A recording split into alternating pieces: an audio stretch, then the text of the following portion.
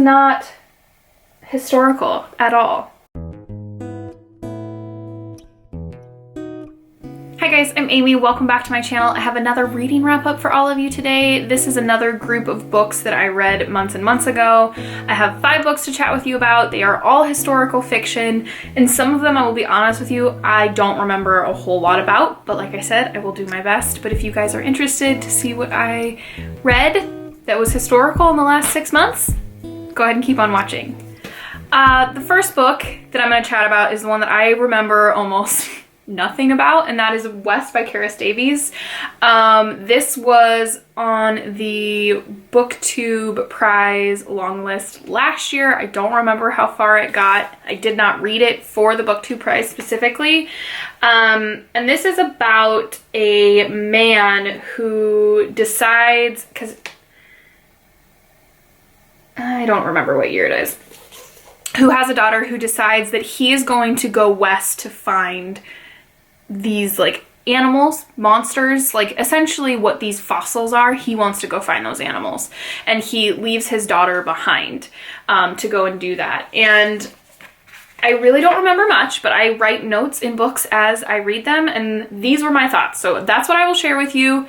Apologies that I don't remember a whole lot about it. That I don't remember liking it a whole bunch, so that's probably partially why, but I said that there was a meandering narrative, fluidity in thought and scenario and moment / the speech, or just like the general speech. There's a theme of change, what it means and how it comes about. There's a wistfulness for what is lost as far as nature and people, trigger warnings for sexual assault, and then a theme of loss of faith.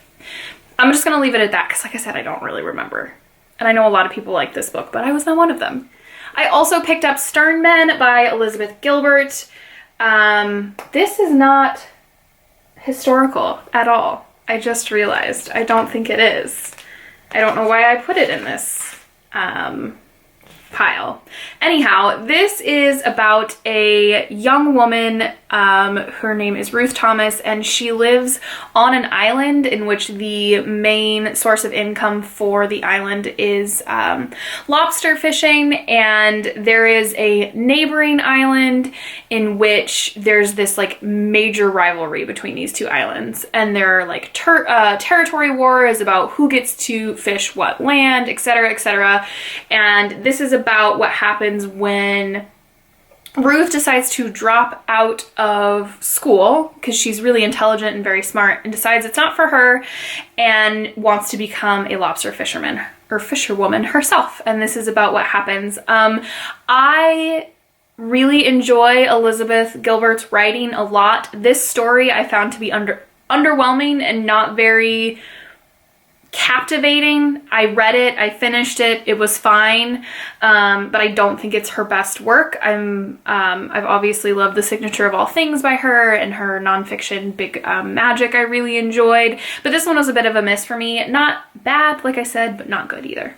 The last book I ended up reading for the BookTube prize but never wrapped up was The Silence of the Girls by Pat Barker. You guys know this story very, very well, I'm sure. It's a retelling of the Trojan War from the point of view of Briseis, who was captured by the Greeks and then was the concubine, I guess you could say, of Achilles himself.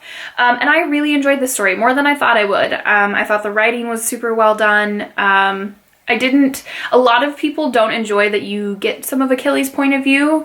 He is a point of view character in the story, and I didn't mind it. But I do remember really, really enjoying it. I really liked her writing. What notes did I have? Lots of metaphors. She'll directly address the reader. Our narrator will. Just how war is a loss of individuality. In general, I thought this book was really successful. But like I said, I read this like when would it have been, August or September? So it's been a long time. But I really liked it. And the last 2 books I'm not going to go into too much detail about because I did talk about them in a video I recently posted about some of my favorite books that I've recently read, one of which was The Strays by Emily Bitto. This is a story that takes place in the 1930s in which we're following 2 young girls, Lily and Ava. And Lily comes from a really average family.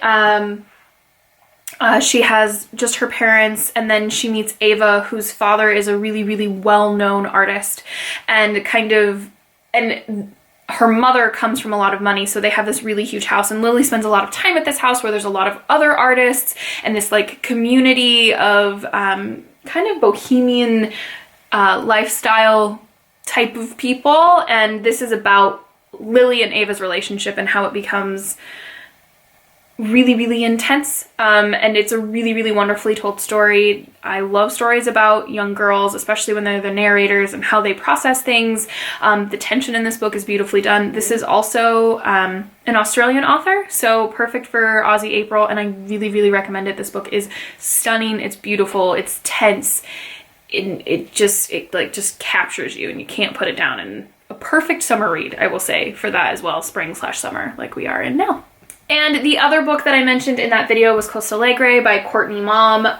This is the story of a young girl. Well, she's not a girl. She's a teenager. She's 15. Her name is Lara, and this is takes place during World War II, in which her mother, who collects artists, as she says, and is a very wealthy person, moves Lara and a bunch of other artists to this really remote town/house in the Mexican jungle called Costa Alegre. And we are reading Lara's journal entries, or her diary. And it's just about her angst and her loneliness and how her mom is not a good mom, and she'd much rather be with her mom and dad, and she's just unsure about things, and just the different characters that come along the way in regards to all the different artists and artistic people that are surrounding her. Again, a really tense book, really beautifully written, that I absolutely adored. Alright guys, that was super short and sweet, but like I said, it's been a while since I've read some of those books, but for the most part, some really great reads. And then West was a bit of a dud for me. It was not at all memorable, as you can see. So apologies for this not being the best of wrap-ups, but if you guys like this video, give it a like, and if you loved it, please subscribe, and we will see you in my next video. Happy reading!